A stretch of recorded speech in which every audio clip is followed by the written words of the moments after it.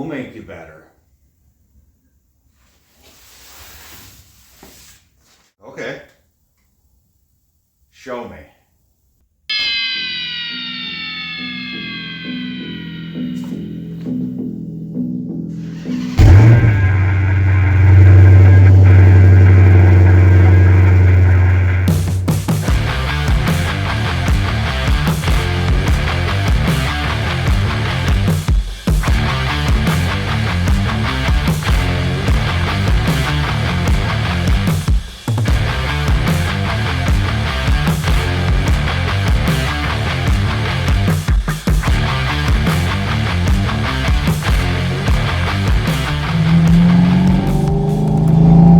Hi guys, welcome back to another episode of T.N.T. Garage and Performance. And in this tech episode, we're going to talk about lighting and how to save power on your older project vehicle. So let's get to it.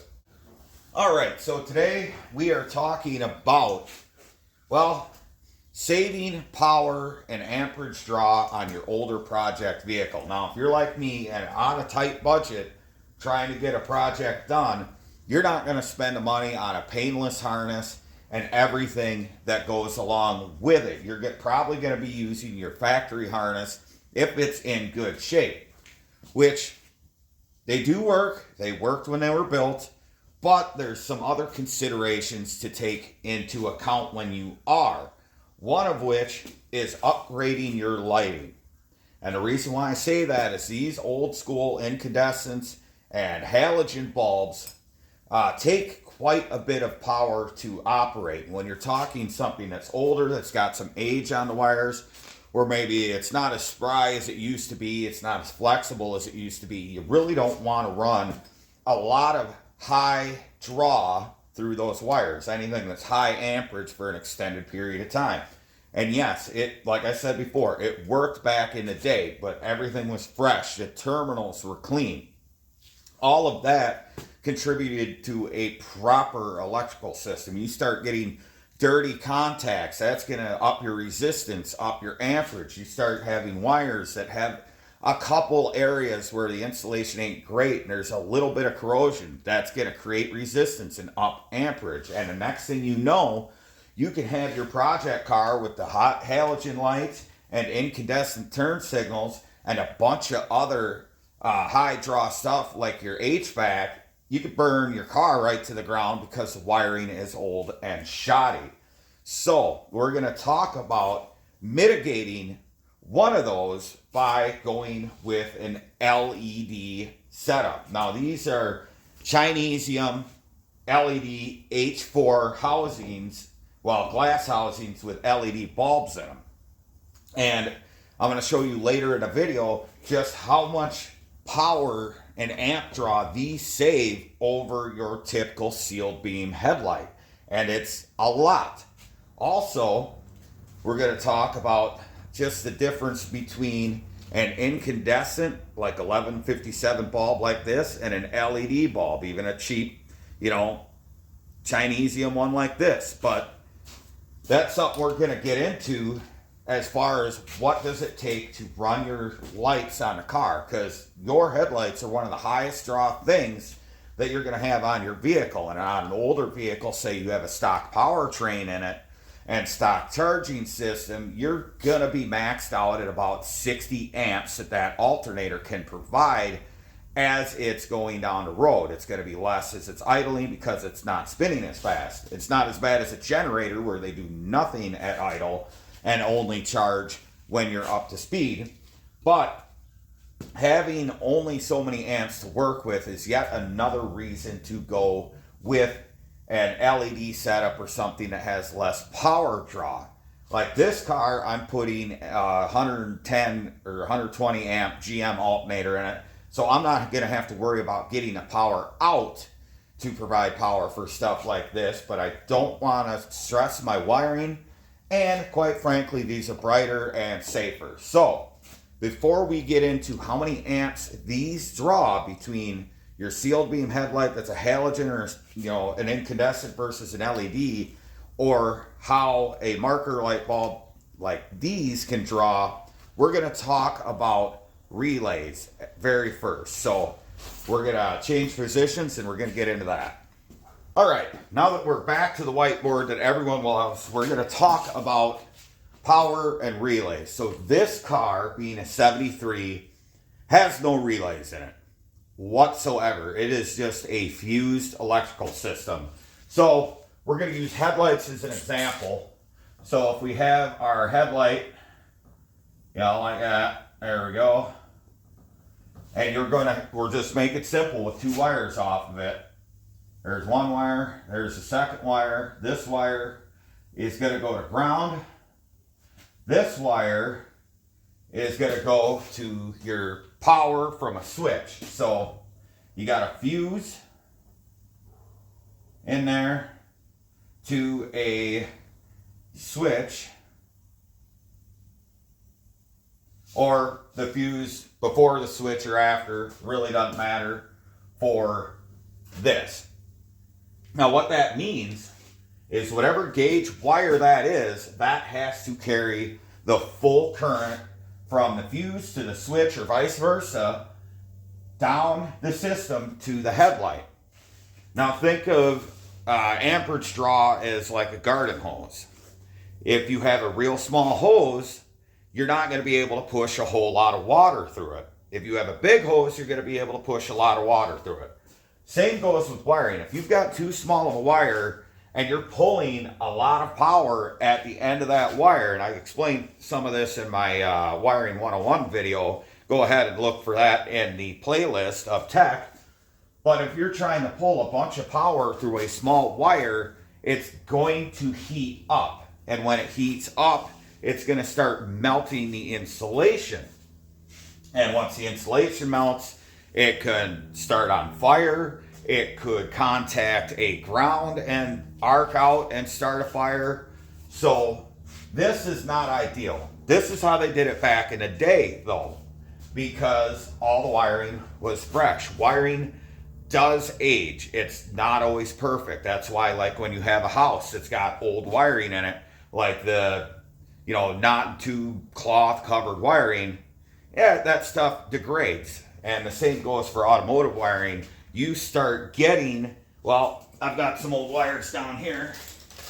You start getting insulation that's brittle, and when it moves, it can crack and expose and allow corrosion to happen, and that creates more resistance and therefore creates more of an amp draw on the end, because if you have corrosion in a wire, it's going to allow less power to move through it.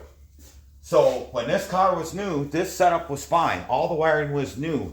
It just had simple sealed beams up front, so everything was up to task. It's not the best way of doing it, but it's the technology they knew at the time. Now, if you're running factory wiring on a car like this that's 52 years old, and say if I was running sealed beams up front halogens, it's going to put a hell of a power draw on an old electrical system, and that can cause problems. So if you don't want to invest in a new wiring harness, anything like that, you have 2 options.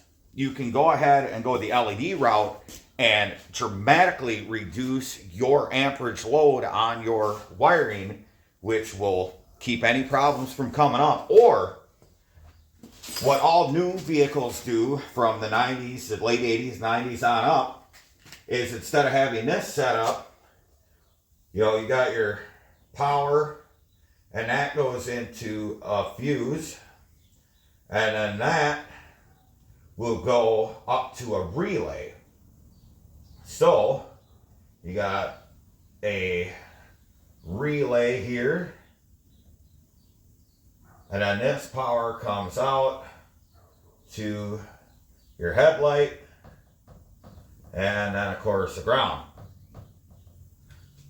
So this main power wire could be much, much bigger because it's not going through a switch. Most switches in automotive terms, unless it's a big heavy duty switch, cannot handle a high amp draw. It'll burn the switch out.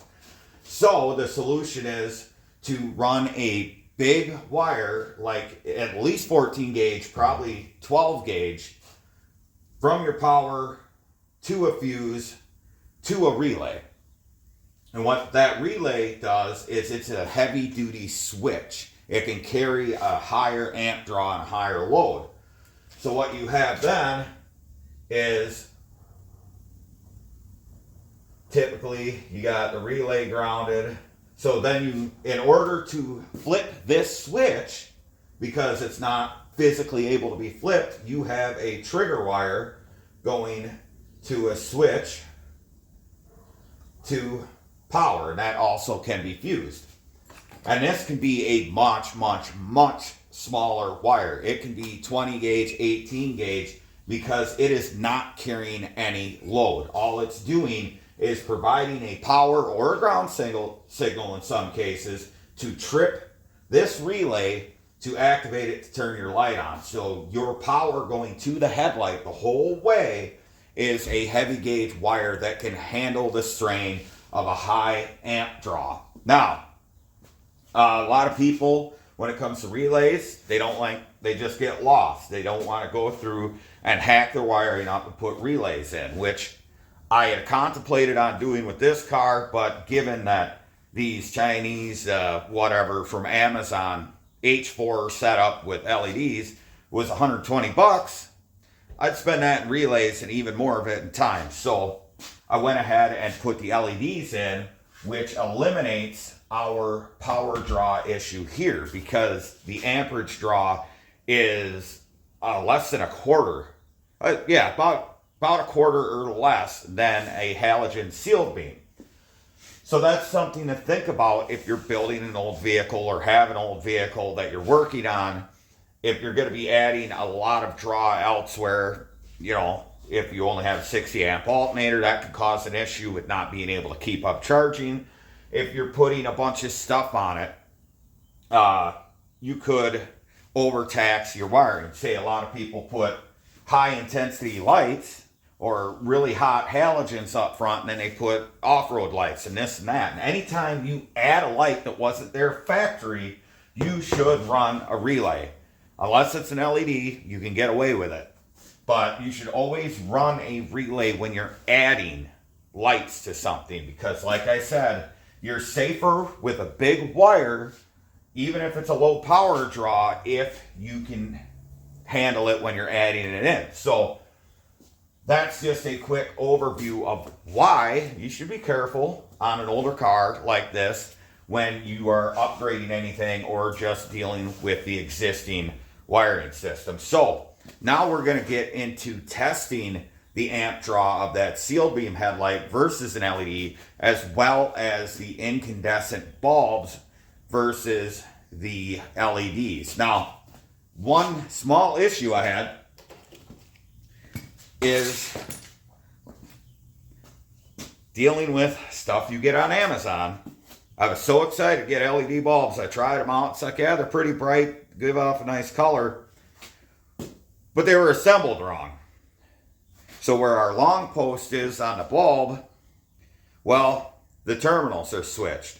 So this is a high terminal over here for the brightest setting of the bulb, and it's on the opposite side in this one. So they won't work unless I switch all the wires in the car, and I don't want to do that, because if I ever went back to incandescents or a bulb went bad and all I could get was an incandescent, then it's going to work the opposite way. So yeah, you kind of get what you pay for on Amazon. I didn't spend much on these, but they are absolutely junk. So, watch out for what you get, because sometimes they're assembled right, and sometimes, well, it's, what it is. So let's get into testing for amp draw, and we'll get back with you when we start that. Okay, so here's a demonstration on why LED lights are better in an old car like this, and I'll show you. I've got my multimeter hooked up to amps. It's at 20 amps max. I've got it running to the positive. So this is my positive lead now, going through my multimeter to there. I've got the other side grounded the battery. So we will go ahead and activate the light. It's on, and this is a high beam, by the way. it is pulling about 3.5 amps. So let's go ahead and compare that to an LED headlight on high beam.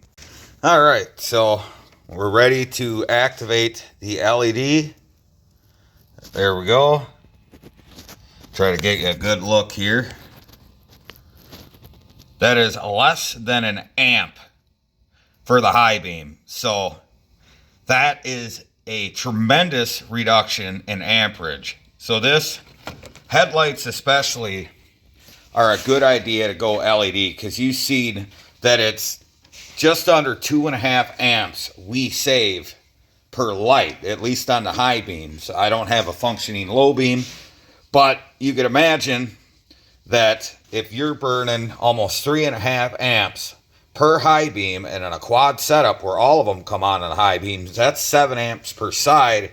You're running 15 amps. Now, if we can cut that down to less than 4 amps for all 4 lights on the high beams, that makes a huge difference in the life of your wiring. All right, now we're going to do the same experiment with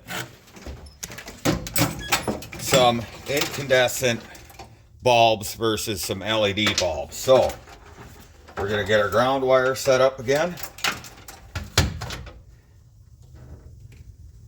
There we go. And this is going to take 2 hands, so that's why I've got you set up here. We're going to try and set us up to where you can see the meter. So now what we can do is same thing. Get our power lead set up. Get this out of here, not touched anything metal. And then we can take our ground, touch it to the body, and see how many amps an incandescent bulb pulls on its brightest setting. So right there, that's bright, that's 2 amps. Low, 0.5 amp. So let's grab an LED.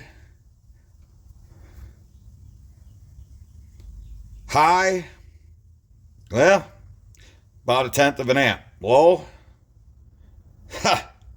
that's quite a bit lower. So we'll check these out a little more. Just look at that again. So 1/10 of an amp on its highest setting, whereas this incandescent, if you're hitting your brakes, you're pulling 2 amps. That's 1.9 amps more for a single incandescent light bulb on its highest setting, and 0.5 amp more for its low setting. Well, as we've proven in this video, the greater strain that incandescents or halogens put on your electrical system, especially in an old car. Now, just to go over it quick, 4 incandescent headlights or halogens are gonna pull, I got my cheat sheet here, 3.5 amps a piece on a high beam setting. That's 14 amps just in your headlights that you're dragging down. In an older car where you have a 60 amp alternator, you're really pulling everything down.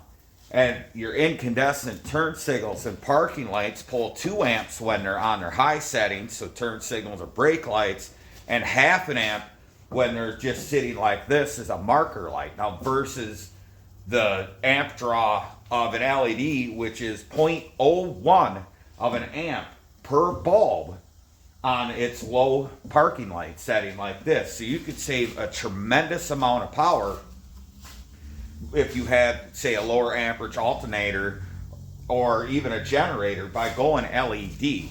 That's just one of the things on these older cars, like this one in particular, like I mentioned before, this does not have relays to run any high power things like your headlights, like newer cars have. All newer cars have relays to provide a higher amperage power and wire and everything you need to sustain running lights like this for a long time without cooking the wires. So to run LEDs on this car is going to be much safer in the long run than anything else. So even with the fans running on these, they probably don't draw anything as far as amperage goes. So that just goes to show that going LED, even though it may seem expensive, isn't the worst thing to do. There's a lot of options as far as like LED headlights. There's Holley Retro Brights. There's these cheap ones that I got off of Amazon. But be aware when you're getting cheaper stuff like this that may work just fine as far as electrically, you're probably gonna, have to make some adjustments to housings or something like that because, well, let's face it, they're built out of the country and it's not going to be perfect. So sometimes you get lucky, they drop right in. I had to modify mine a little bit as far as to get them to sit in the buckets without rattling around. I just put some insulators around there to keep them in there tight, locked down with the ring. So just be aware of that. If you're not going to buy American made, if you're like me on a budget and really don't feel like sticking that kind of money into something, take your chances with like Amazon specials and stuff like that. But if you want something that's going to go in the first time, every time with no issues as far as mounting in your original buckets, I'd go with the Holley or like Sylvania, stuff like that to get you a good LED light. So that wraps up this pretty short video of how to save power on an old car, an old project that you're not completely updating the electrical system. Because if you're drawing too much amps through lights and other equipment, some aftermarket stuff, you could burn a lot of the wiring in this car or any old car. So you got to be kind of careful. So that being said, we're going to wrap this video up. I got my LED lights in. The LED 1157 bulbs didn't work, which I explained at the beginning of the video because stuff you get from overseas. But as far as that goes, I do have LED 194s. They work fine. So there you go, guys. That's a quick tip for this week. I'm busy as hell, so I didn't have a whole lot of time to put together a super in-depth video for you. But it's a nice little tip that you guys can take home and work on your own project and decide what you want to do as far as the wiring in your older vehicle. So if you enjoyed this video, go ahead, go down, like, share, and subscribe. Of course, you can follow me on social media, on Facebook, Instagram, and TikTok. The links are down in the description and on my main page. And, well, there we go, guys. Till next time, remember, if it ain't broke, fix it till it is. We'll see you soon.